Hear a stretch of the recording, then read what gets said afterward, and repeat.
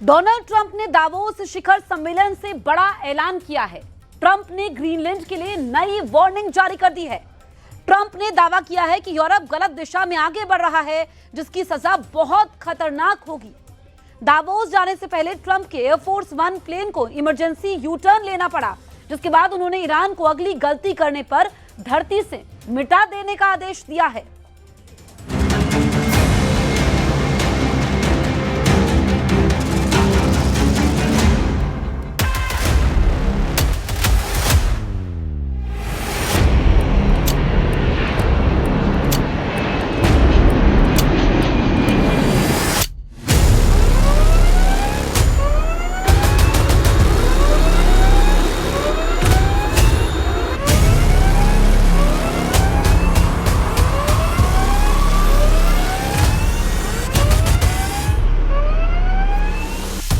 इन तमाम धमकियों से तमतमाए ट्रंप ने दुश्मनों के सफाए का ऐलान कर दिया है। But we need Greenland for national security purposes. Trump Greenland के लिए यूरोपीय देशों को खतरे में डालने के लिए रेडी हैं। ट्रंप इजराइल के लिए ईरान को तबाह करने की जिद पाल चुके हैं। ट्रंप बम दिखा रहे हैं। ट्रंप अपने एटम बम गिना रहे हैं। जब ट्रंप की धमकियों से तंग आकर यूरोप के लीडर उन्हें इंटरनेशनल गैंगस्टर कहने लगे, जब ट्रंप की युद्ध वाली सनक पर उन्हें गाली तक दी जाने लगी है, तभी अमेरिका के राष्ट्रपति और सबसे ताकतवर लीडर की जान बाल बाल बची है। ट्रंप के एयरफोर्स वन प्लेन को यू टर्न लेना पड़ा है। यह सबसे भयानक युद्ध की वजह बन सकती है। क्या ट्रंप को छूकर निकल गई मौत?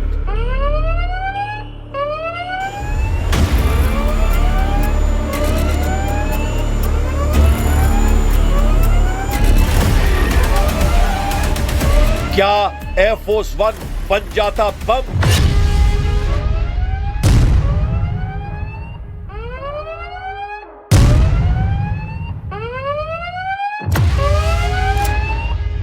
क्यों ट्रंप के प्लेन ने इमरजेंसी यू टर्न लिया?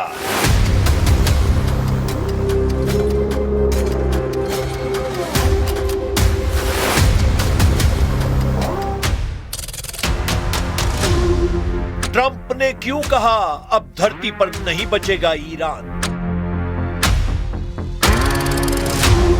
वो हादसा है या विश्व युद्ध भड़काने वाला षड्यंत्र?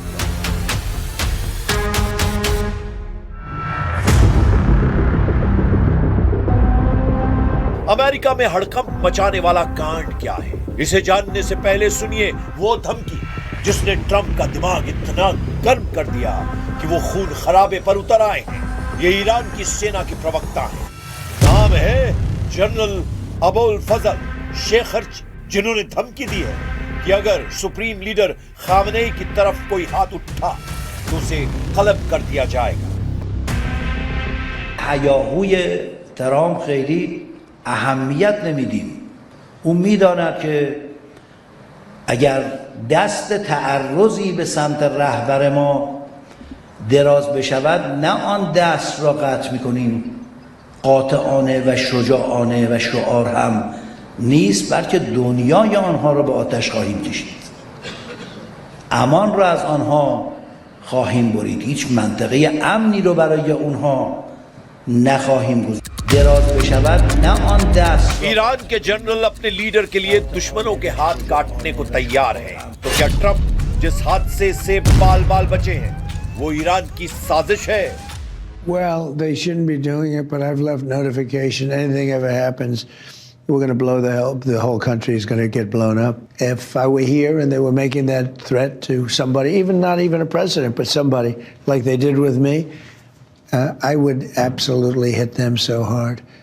But I have very firm instructions. Anything happens, they're going to wipe them off the face of this earth.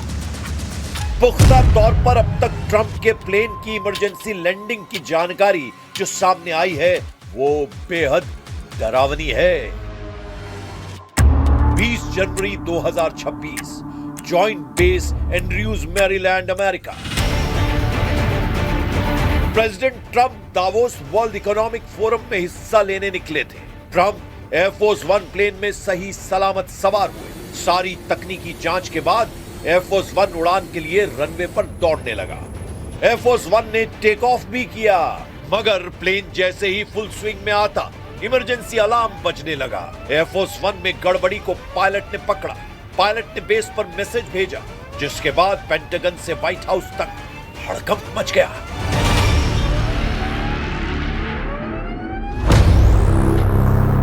उड़ान के दौरान ट्रंप के एयरफोर्स वन में इलेक्ट्रिकल प्रॉब्लम आई थी। ट्रंप की सुरक्षा को देखते हुए प्लेन को फॉरेन एंड्रयूज बेस पर लैंडिंग के ऑर्डर दिए गए। एयरफोर्स वन में सवार एक रिपोर्टर के मुताबिक प्लेन के टेक ऑफ के कुछ देर बाद प्रेस केबिन की लाइटें बंद हो गई थी। दुनिया के सबसे सुरक्षित प्लेन में आई तकनीकी गड़बड़ी क्या ट्रंप के दुश्मनों की खूनी साजिश है? ट्रंप की जान के दुश्मनों की कमी नहीं है। ट्रंप इस वक्त दुनिया के कई देशों की आंख की किरकिरी बने हुए हैं। जिस दावोस समिट में हिस्सा लेने वो स्विट्जरलैंड पहुंचे हैं, वहां मौजूद कई लीडर्स ट्रंप से बेहद खौफजदा हैं। ग्रीनलैंड पर ट्रंप के रुख से यूरोप के देश डरे हुए हैं। नेटो जैसे संगठन के टूट जाने के आसार बन चुके हैं। स्वीडन के प्रधानमंत्री ने नेटो के देशों की एकजुटता बताते हुए अमेरिका को उसमें शामिल तक नहीं किया है। पहले वो बयान सुनिए, फिर नेटो का गणित बताते हैं।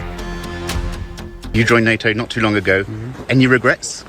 Absolutely not. We are in very good cooperation with 31 allies within NATO, and we are doing great progress, and we are being integrated very rapidly, and we are already making big efforts also to increase NATO's combined capacities in our part of the world.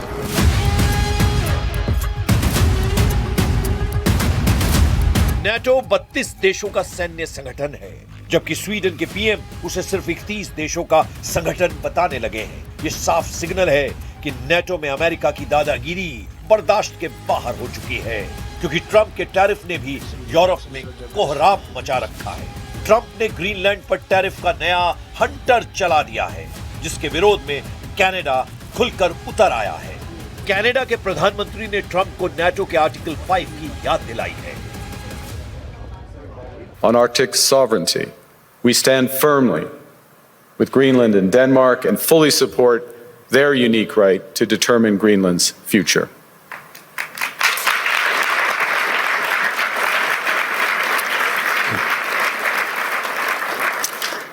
Our commitment to NATO's Article 5 is unwavering. So we're working with our NATO allies, including the Nordic-Baltic Gate, to further secure Davos पहुंचने से पहले ही Trump ने अपने सारे पत्ते खोल दिए हैं। उन्होंने अपने सारे दांव आजमा लिए हैं। ट्रंप को अपनी जिद पूरी करनी है, कीमत कुछ भी हो सकती है, चाहे डॉलर या युद्ध। ग्रीनलैंड को अमेरिका अब हड़प कर ही रहेगा, लेकिन यूरोप की महाशक्तियां ट्रंप की राह में रोड़ा बनने के लिए तैयार हैं।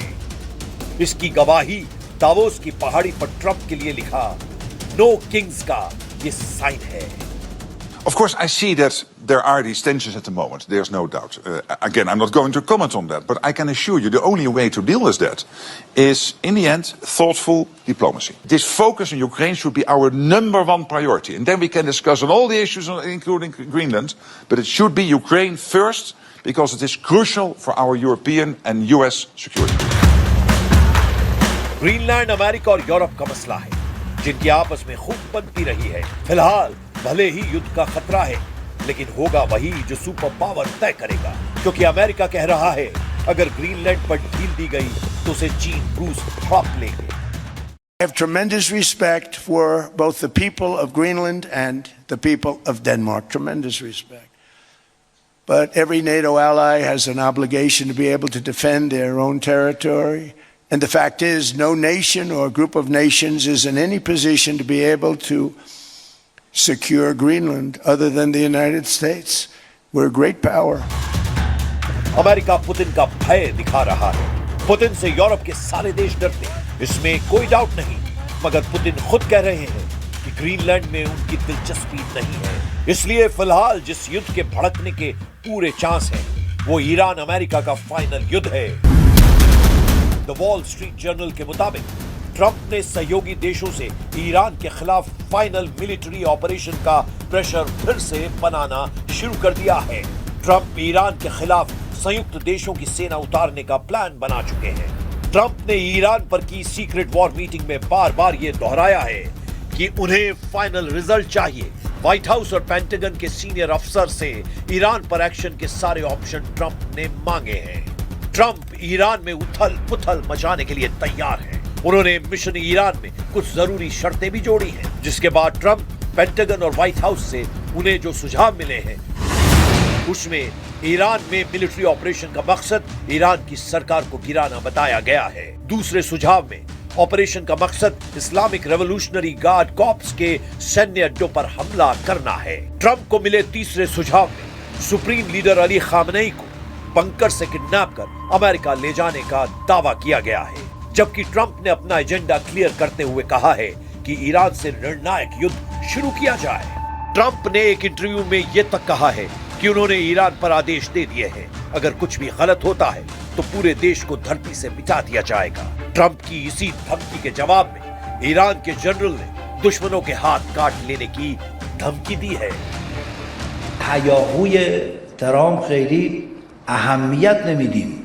او میداند که اگر دست تعرضی به سمت رهبر ما دراز بشود نه آن دست را قطع میکنیم، قاطعانه و شجاعانه و شعار هم نیست، بلکه دنیای آنها را به آتش خواهیم کشید. امان را از آنها خواهیم برید. هیچ منطقه امنی رو برای اونها نخواهیم گذاشت. ट्रंप ने खामनेई को बीमार लीडर कह रखा है। ट्रंप खामनेई को देश चलाने लायक नहीं मानते हैं। ईरान में हिंसक प्रदर्शन शुरू होने के बाद ट्रंप को यकीन हो चुका था कि अब खामनेई की सल्तनत सलामत नहीं रहने वाली। हालांकि ईरान में दंगे को बेरहमी से कंट्रोल कर लिया गया। फिर जब ईरान ने प्रदर्शनकारियों को फांसी पर टांगने का ऐलान किया तो बीच में ट्रंप कूद पड़े। उन्होंने ईरान को धमकी दी कि एक भी फांसी होने पर अमेरिका हमला शुरू कर देगा। ट्रंप ने ईरान को डराने के लिए अपने जंगी बेड़े को भी खाड़ी में उतार दिया। अमेरिका के भयानक गुस्से को देखते हुए ईरान में फांसी डाल दी गई। ट्रंप ने इसे अपनी जीत बताना शुरू कर दिया। जब सबको लगने लगा कि ईरान अमेरिका युद्ध टल गया है तो एक बार फिर दोनों तरफ से धमकियां शुरू हो गई हैं। इसके पीछे की बड़ी वजह ईरान के निर्वासित क्राउन प्रिंस रेजा पहलवी माने जा रहे हैं, जिन्होंने ईरान में प्रदर्शनकारियों को भड़काने में पूरी ताकत लगाई। रेजा पहलवी ने ईरान पर हमले करने के लिए ट्रंप को भी उकसाने की पूरी कोशिश की है। हालांकि असल बात ईरान इजराइल के बीच की दुश्मनी है। ईरान इजराइल के बीच बेइंतहा नफरत है। ईरान के सुप्रीम लीडर इजराइल को धरती से मिटाने की अपील कर चुके हैं, जिसकी वजह से ट्रंप ने अब इजराइल के सबसे बड़े दुश्मन के सफाए का मिशन शुरू कर दिया है। लेकिन ईरान को युद्ध में मात देना आसान नहीं। ईरान ऐसा लड़ाका देश है जिसने अमेरिका, इजराइल दोनों से अकेले टक्कर ली है।